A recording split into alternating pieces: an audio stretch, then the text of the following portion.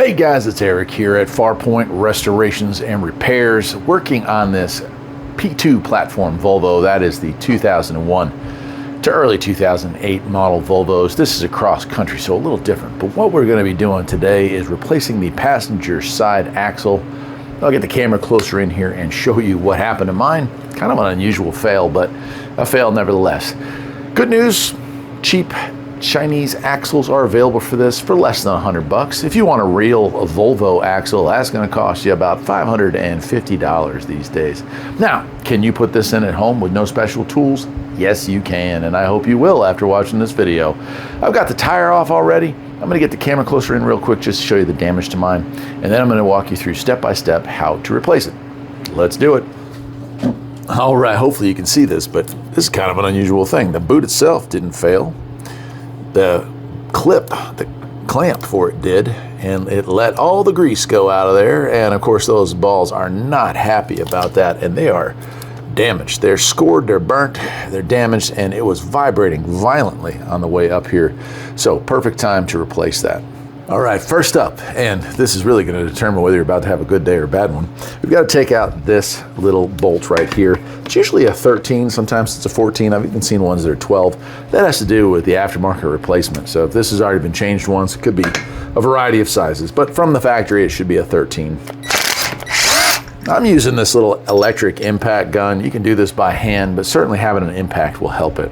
All right, I'm going to set that aside. Not all replacement axles are going to come with that bolt, and you're going to need it to go back in there. So I'll set that off to the side. And let's talk about having that good day or bad day. We need to make sure this is a splined piece where our inner CV or outer CV axle is. And we're going to push in on that. Oh, yeah, and that's what I want, is for this thing to move freely.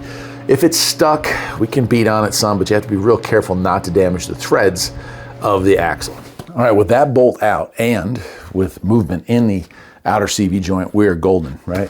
The next step we're going to do here, I believe that's in 19 and that's in 18.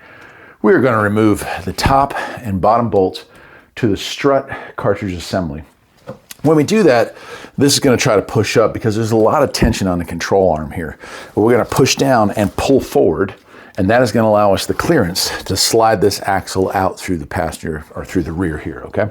So let me get the tools necessary to do that, and we'll get that.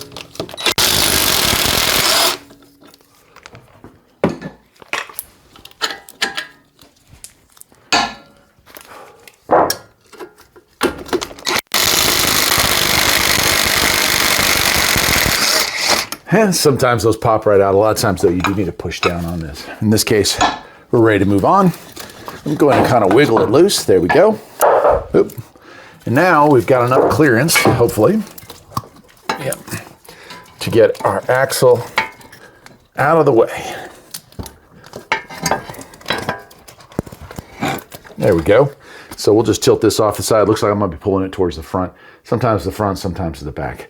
Real close to getting this thing completely out. There are two bolts up underneath here. They are 13 millimeter, and they hold the carrier for the bearing, the carrier bearing piece in place. A little hard to get a camera up in there, but just stick your head underneath and you'll see them. Little half moon shaped item right there. Let's do that. Probably a little hard to see, but right here and right here. And so those are just 13s. All right, those two bolts are the same size, and then you're just going to kind of wiggle that carrier off. It should come off relatively easily. All right, now it's time to pull the axle out. Some of these will come right out. Others will fight a little bit. This one here seems to be, it wants to come out of here. There we go. And there it is, and there's a better look at the damage that this one had in it. This is an original Volvo, but it was definitely not happy. You can hear that clanking and clunking, and I could feel it driving. Also, a place to check would be the bearings. Sometimes they go bad as well. All right, let me set that one aside. So here is our new one. The only piece that you want to swap over is this, and if you forget, if it's missing, or if it's damaged, I have never seen one have issues by not replacing it. It is like a dust boot that protects the tone ring and the bearing itself. But again, if that is the stick up in the system, then don't worry about it. I wouldn't bother messing with it. This one did come with a new ring, so we'll use that new bolt and washer. I'm just going to sit that in there, and again, it probably will fall when I'm trying to install it. I'll squeeze it back in later. We're going to lift that thing up. Now, you don't want to pull, because you can actually damage these axles by doing that, but we're going to slide that back into place, and you want to get it into the all-wheel drive transfer case, or the bevel gear as it's called on a Volvo. And it should slide fairly easily back into place, just like that. And with the axle back into place, although you can't see it from this position, we're going to slide our carrier bearing cup, that C-shaped piece, back into place. This is a really easy job. In fact, it's a lot easier than the driver's side. Many people don't realize that. The driver's side is held in by a snap ring inside the transmission, and sometimes those just don't want to come loose. So I'd rather deal with this all day.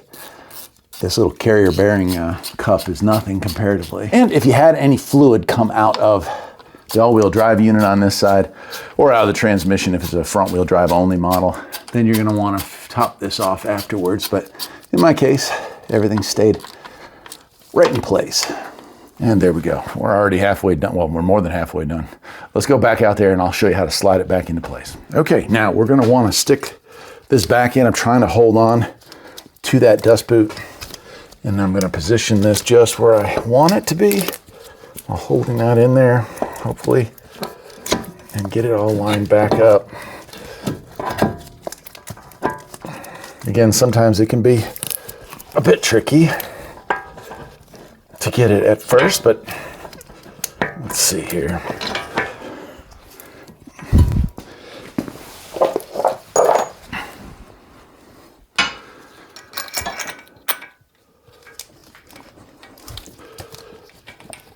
And then we can tighten that one down.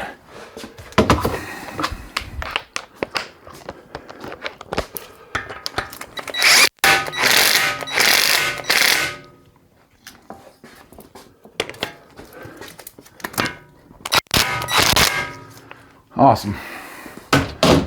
All right, these bolts here slide them the rest of the way in.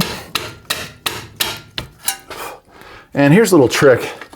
If you're not able to afford to do an alignment right now, this will get your camber close. I still recommend checking it, but when you go ahead and tighten these down, push against the spindle.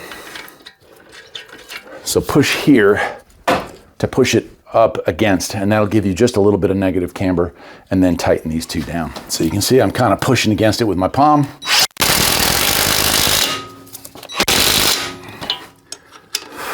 And then the same with the bottom.